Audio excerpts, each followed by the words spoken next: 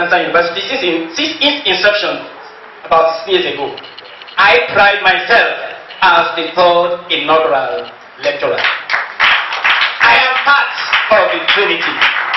When you begin to count the Trinity, I am part of the Trinity of Tansian University's inaugural lectures. Thanks to Professor Ejikemeuwa, my friend, for leading the way, and my own mom, Professor Bekiono, for guiding me through. They laid the good foundation. You see, I am a professor of philosophy. The first question that came to my mind was, why inaugural lecture after all? Some people have asked, why inaugural lecture? You are still very young. Why are you going into this inaugural lecture? And let me tell you something. That formed my intention of capturing this subheading. But why inaugural lecture after all? Philosophy is known generally for asking the question why. And so the first philosophical question that bothered my mind was, why inaugural lecture after all? Mr. Vice Chancellor, sir, kindly permit me to remind this eminent audience that inaugural lecture is an opportunity for new professors to present to the world the substance of their work and specialization. Inaugural lecture, and against the general misconception in some quarters, is not an exclusive reserve or reserve of old professors who have spent several years as professors. So we say, why now? You should have waited till after about 10 years or 20 years to present to a inaugural lecture. I refer to those people, I have not prepared for a lecture. After 20 years, that if I present what they will call a inaugural lecture, that will be valedictory lecture. But what I am presenting is inaugural lecture. Inaugural lecture is actually meant for new and vibrant professors like Ejikemeuwa. Inaugural lecture is the stuff they are made of. It is an occasion for professors to give account of their academic contribution and stewardship. And today, I am going to just package a little of the series of my contributions to scholarship, and that's what I have done in this paper, this lecture, to blow their own trumpets. The inaugural lecturers here, will testify to that. And in the words of the first inaugural lecturer of Tansian University, the first inaugural lecturer of Tansian University, Professor Ejikemeuwa, he said that inaugural lecture is outing of an academic masquerade. In Africa, especially in Igbo cosmology, masquerades are meant to be respected, admired, and appreciated. And so, masquerades won't appear anyhow. They prepare themselves very well. That's why they are being admired. Before they come to the public, they take their time to prepare. And I want to say, with all full sense of responsibility and humility, that I am the newest academic masquerade in Tanzania. And I have come very prepared to showcase my own unique dancing style. Mr. Vice Chancellor, it is very important to remind this respected audience that an inaugural lecture is the official gateway for a professor to justify his elevation.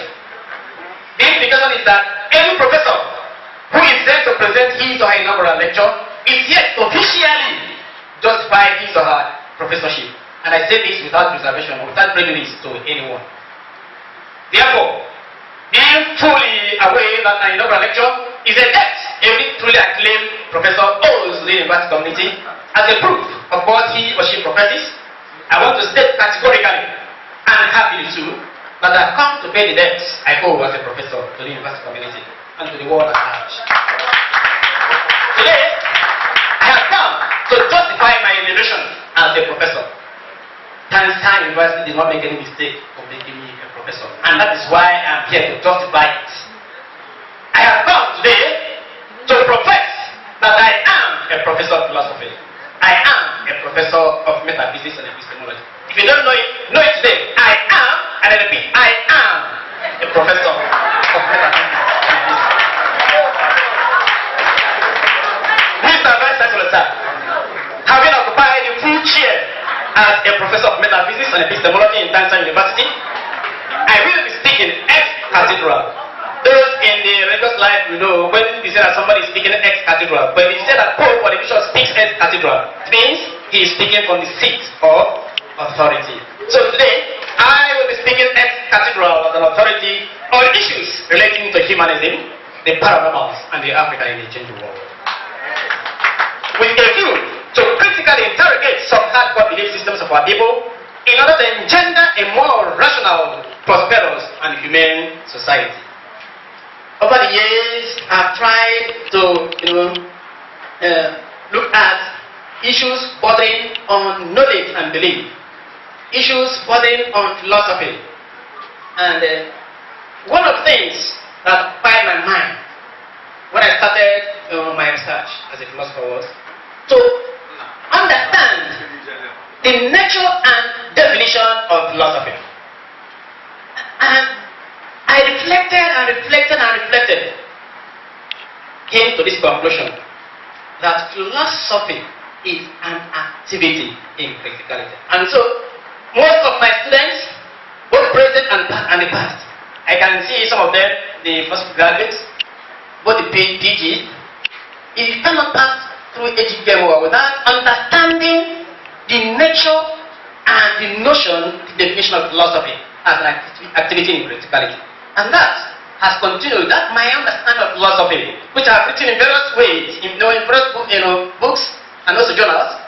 That has continued to influence my thoughts. And so, before I go deep into the paper, it is very, very important that we need to understand where I was totally coming from. My special contribution to philosophy. My definition of philosophy, my understanding of philosophy as an activity in criticality. At least you can quote Ejikemeuwa, define philosophy as an activity in criticality. I make bold, my vice versa, to say that there is no discipline that has been generally misunderstood as philosophy. There are many misconceptions and misunderstandings about the discipline of philosophy. While some people see philosophy as being too esoteric and abstract, others see it as being outdated and irrelevant to the contemporary society. Some people argue that philosophy has no significant value. And for me, these are pure misconceptions of the reality of philosophy. Philosophy, as I have constantly and consistently stated, is an activity in criticality.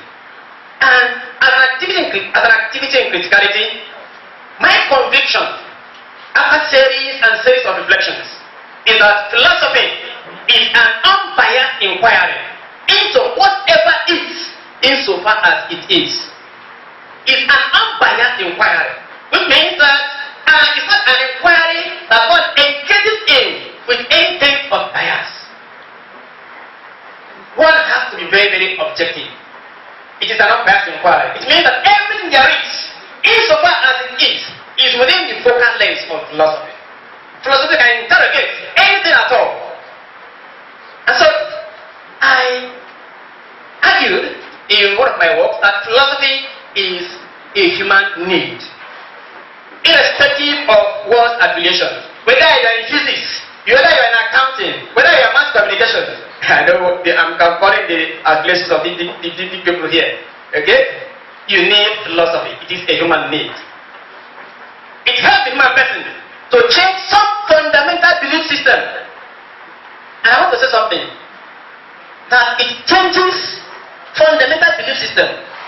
Today, after this lecture, okay, and I want to say like some of these 21st century Pentecostal pastors, through the lens of philosophy as an activity in criticality, which we are going to use to interrogate humanism and the paranormals, most of your fundamental beliefs will either be changed or moderated. And that you are going to see the magic of philosophy as an activity in criticality. With the tradition, okay, the ideology that promotes the good of the human person. It is conceived as a philosophical stance that promotes everything about the human person. And in this regard, we have different types of humanism. I already mentioned few of them. We talk of science humanism, okay? We talk of religious humanism, we talk of ethical humanism, and the rest. But the one I am, the one that I belong to, is the modern humanism, which is also known as scientific humanism or secular humanism. And secular humanism promotes the good of the human person from the point of view of the human person, not from the point of view of any other being. Trying to solve the problem of the human person from the point of view of the human person, not going outside the human person to solve the problem of the human person. That is the position, the understanding of humanism as we see it in this lecture. Humanism generally is humanitarian in nature. It's humanitarian. And it is from that perspective that this lecture is geared towards promoting the human person. It's geared towards building the human person. It's geared towards making a change, a mental change. In philosophy, we say that ideas rule the world. It is what you have in the mind that directs the way and manner you behave. Your mentality, your idea about the person determines how you behave or relate with the person. So, when you are able to control the mind, you can actually control the behavior of the individual person. So, we are making efforts to present that which we are known for, being humans. While we talk about that, we also need to understand what is this now about the paranormals. In some of my works, I try to elucidate the notion, the understanding of the paranormals. I'm going to be very brief. In the booklet, you will get the details. But one thing you have to understand about the paranormal or the paranormals is that it has to do with the claim to knowledge, the claim to know something, to solve a problem beyond or outside. Okay? What we know, what is ordinary, outside the empirical, outside the normal human experiences. And so, when we talk of paranormal belief system, paranormal beliefs, it is understood as a strong conviction and trust that one can gain knowledge or solve human problems without any constant claim of awareness beyond the five senses. One claims to know something, one claiming to solve a problem beyond or outside. What? If you don't believe in anything, then you are not a normal human person. After all, by the way, how do you know that this person is your father or this person is your mother? You are told and you believe, though that one can be justified, taken into logical conclusion. That one, you can justify that. But there are many things we believe today, okay?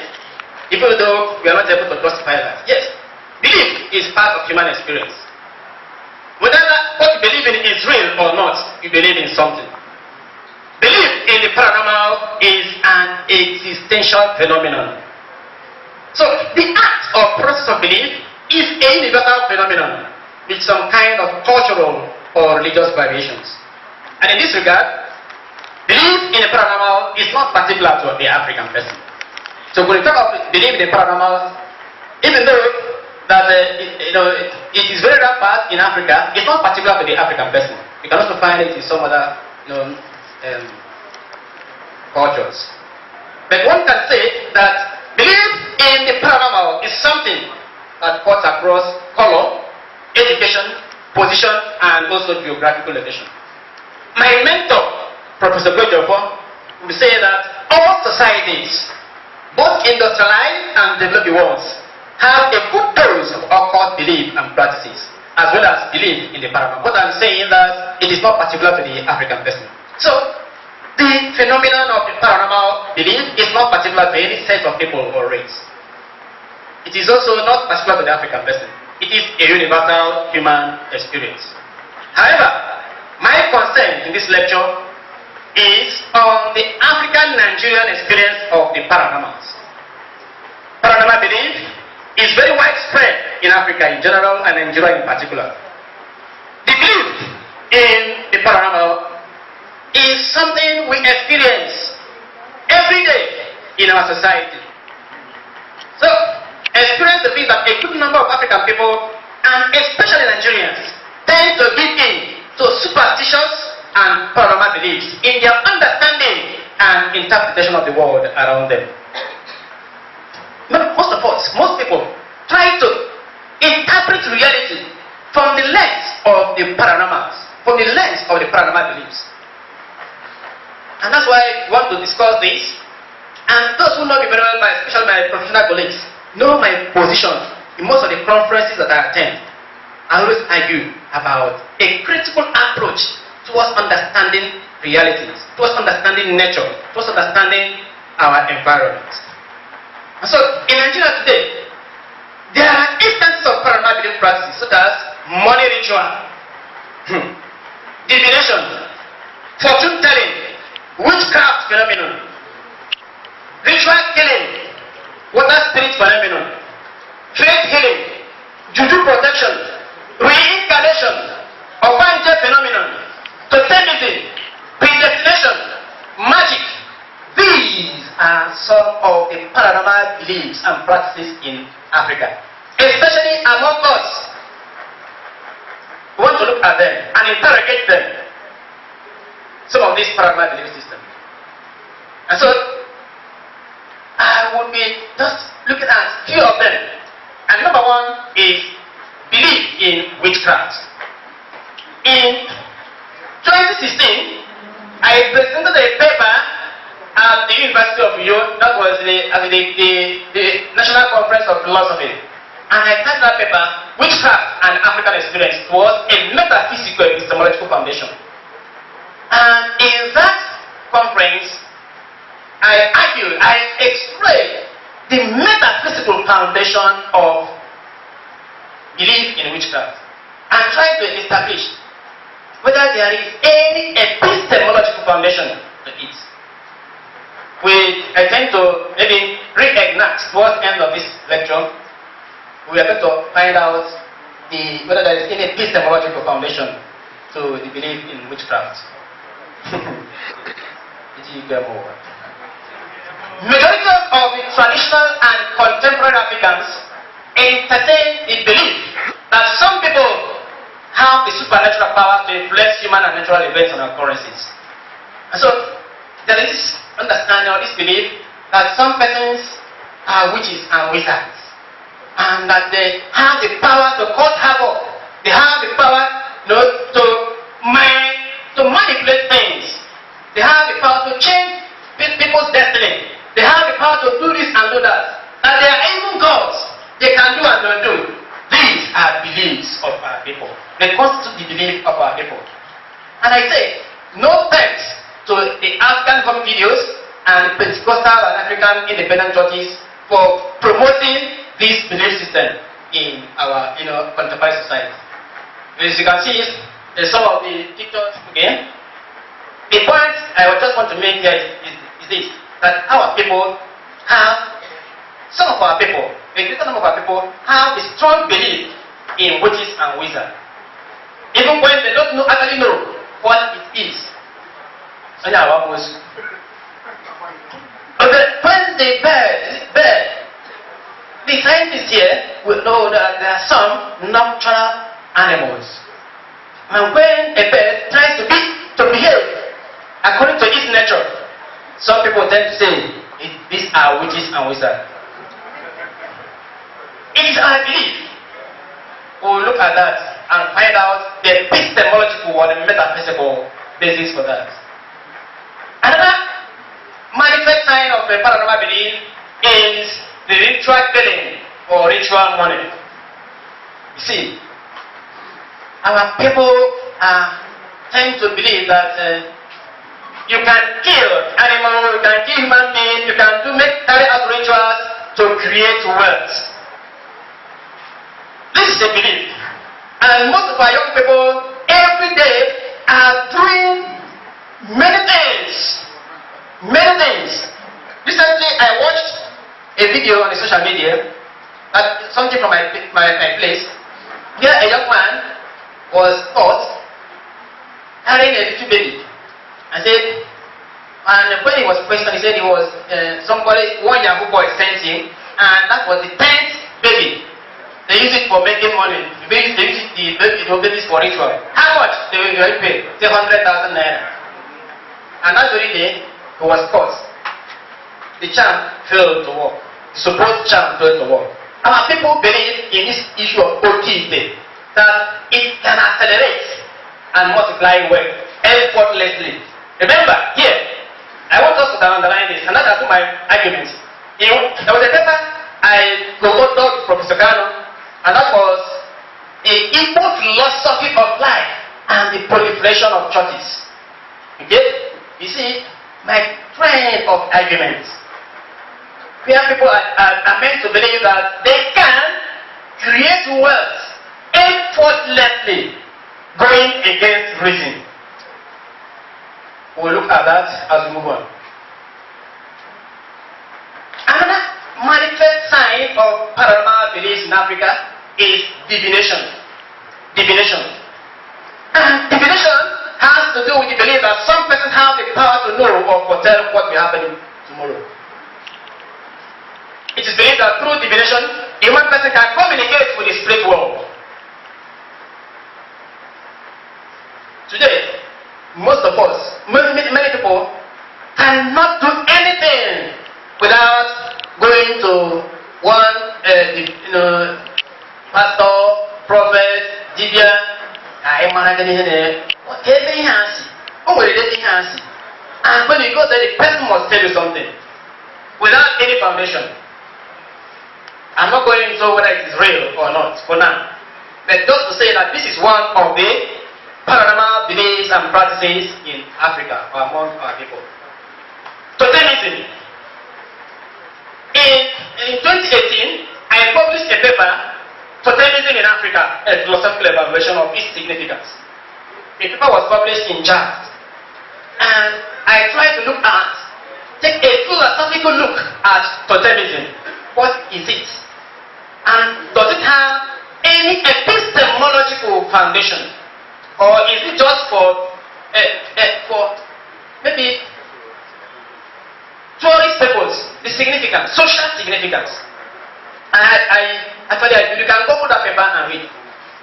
Totemism is the belief that some animals, places, and plants have some spiritual powers and as such are regarded as sacred. I know that some traditional title holders may begin to say, what is this man talking about? This is part of our culture. But as an activity in criticality, even if it is part of our culture, we have, remember, an unbiased inquiry into whatever is, insofar as it is. So we have to question and interrogate the reality, the metaphysical epistemological foundation of totemism. The belief that there are some animals, there are some trees, there are some places that are regarded as sacred, being inhabited by spirits, and as such, they are isolated. In some places, like in my own maternal place home, Urual, they don't kill python. Yeah? It's a totemic animal. And if you dare try it, you have to perform a rite, burial rite, just as you are performing a burial rite of a human person. This, for me, is paranormal belief. Faith healing. Mr. Vice Chancellor, I cannot end the sampling of some paranormal beliefs and practices in Africa without mentioning belief in faith healing. This is very common among our people. Faith healing. Majority of Africans believe that every sickness or disease has a spiritual cause, and as such, the only way to cure it is through spiritual. Ihe mmụọ, a ga-aba na mmụọ, ụsọ ihe mmụọ, ihe mmụọ, and a ga-abanye through ihe mmụọ. Which doctors, pastors, self-acclaimed prophets and co, they are everywhere. Deceiving, we hear today. English audience must notice that What I have just mentioned are simply some of the samples of the paranormal beliefs. There are many of them, depending on the culture or the place one comes from. But for the purpose of this lecture, this will suffice. Because I promised my chairman, the chairman of the lecture, my Ndubisi, that this lecture will not exceed 1 hour. And I think I'll spend about 10 minutes. So, no.